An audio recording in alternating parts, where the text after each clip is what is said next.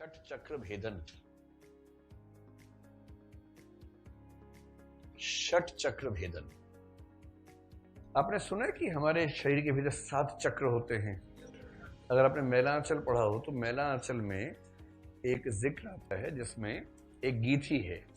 पहला ये चक्र कहावे, उसके बाद वो चक्र कहावे, फिर वो चक्र आवे, फिर ये चक्र कहावे। ऐसा एक गीत है जो कबीर की परंपरा का गीत है, मैलांचल में लिखा हुआ है।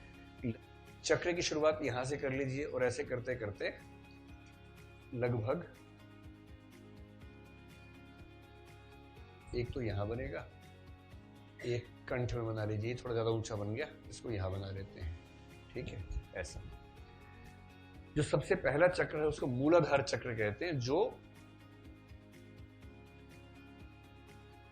प्रजनन अंगों के नजदीक है और जिसकी चेतना यहां है। 99.99% व्यक्तियों की चेतना यहां अटकी रहती है।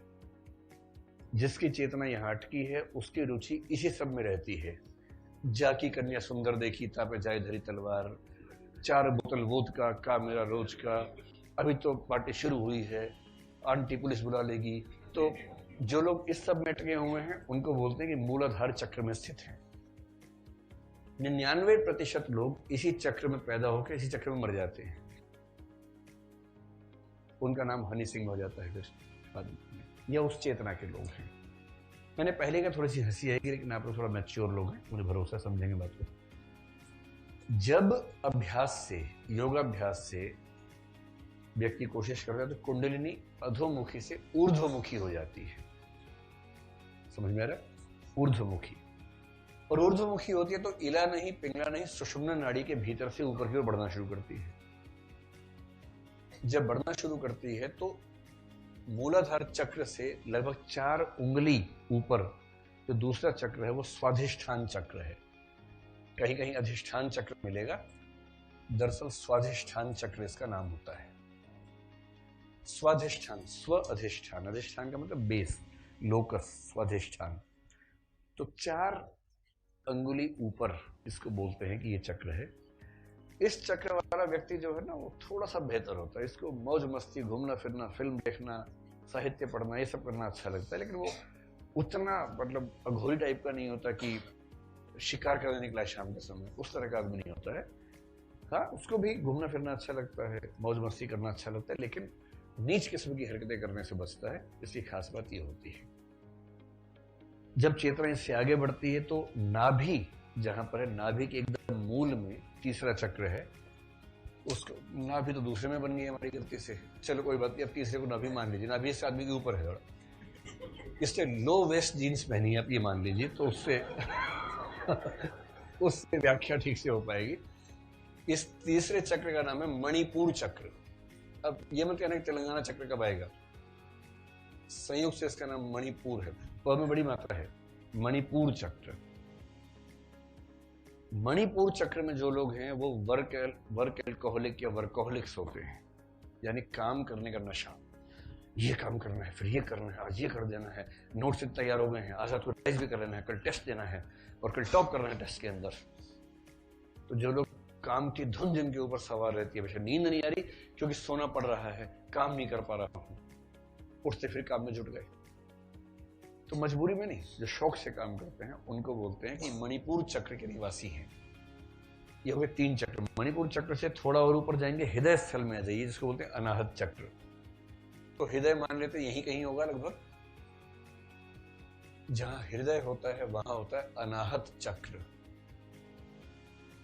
तो जिस व्यक्ति की कुंडलिनी अनाहत चक्र में पहुंच चुकी है वो बड़ा क्रिएटिव और सेंसिटिव हो जाता है, इनोवेटिव, नवाचार, सृजनात्मक और संवेदनशील। दूसरों के दुखों को देख के परेशान रहना, वो सब उसकी चेतना का सामान्य हिस्सा बनता है। तो निश्चित रूप से बाकी लोगों से बेहतर ही है।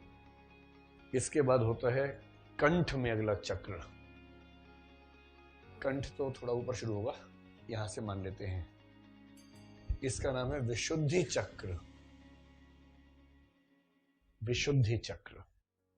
जिसकी कुंडलिनी पहुंच गई कंठ में, यानी विशुद्धि चक्र में, आप मान के चलिए कि बहुत शक्तिशाली हो जाता है। उसकी बातों में, आचरण में लोग उसको इतना फॉलो करते हैं, मतलब उसके पास बहुत तरह की शक्तियां हासिल होने लगती हैं, क्योंकि क्षमताएं उसकी ऐसी हो जाती हैं, इसलिए उसको बोलते हैं विशुद्धि चक्र में। राम की शक्ति पूजा में ना, राम की साधना ऐसी हुई है पूरी की पूरी, इन चक्रों से ही हुई है साधना।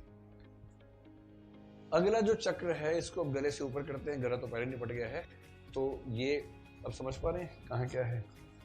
ठीक, मैंने केवल लीजिए आंख भी बना दी अब तो, ठीक है। दोनों आंखों के बीच में ये जो इलाका होता है ना, ये भ्रिकुटी, भ्रू मध्य कहते हैं।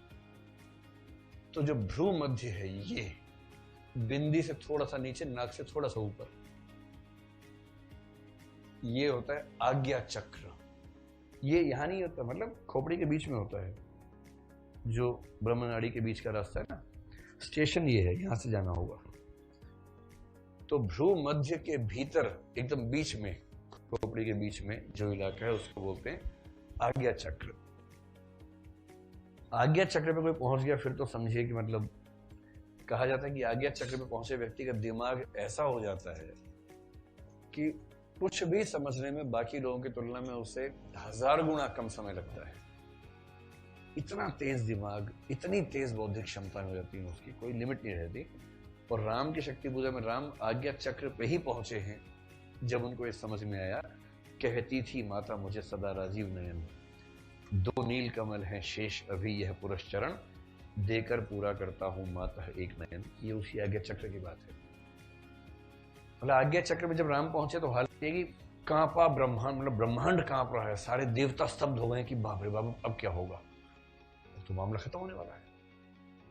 आज्ञा चक्र के ऊपर खोपड़ी के एकदम बीच में, यहां कौन सी जगह, जहां चोटी होती है, स्त्रियों की चोटी नहीं, एंटीना,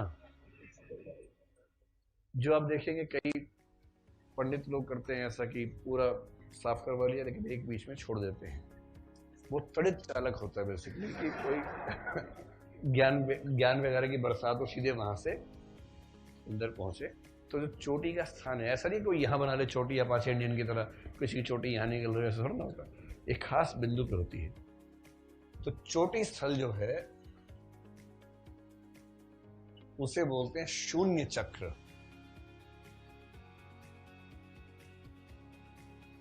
चोटी चक्र नहीं बोलते, शून्य चक्र कहते हैं। शून्य चक्र का दूसरा नाम है सहस्रार चक्र। सहस्रार का मतलब है 1000 पंखुड़ियों वाला कमल का फूल। इन सबकी तुलनाएं पंखुड़ियों से की गई हैं। जैसे मूलाधार चक्र में जो है, मूलाधार लिख दिया, अरे भाई मूलाधार है, सॉरी ठीक कर लीजिए, मूलाधार चक्र है। जैसे मूलाधार चक्र है तो 4 पंखुड़ियों वाला होता है। स्वादिष्ठान में 6 पंखुड़ियां हो जाएंगी, फिर 12 होंगी, 16 होंगी, बढ़ते बढ़ते अंत में 1000 पंखुड़ियों वाला कमल, उसकी तुलना की जाती है कौन से शून्य चक्र से, सहस्रार चक्र से।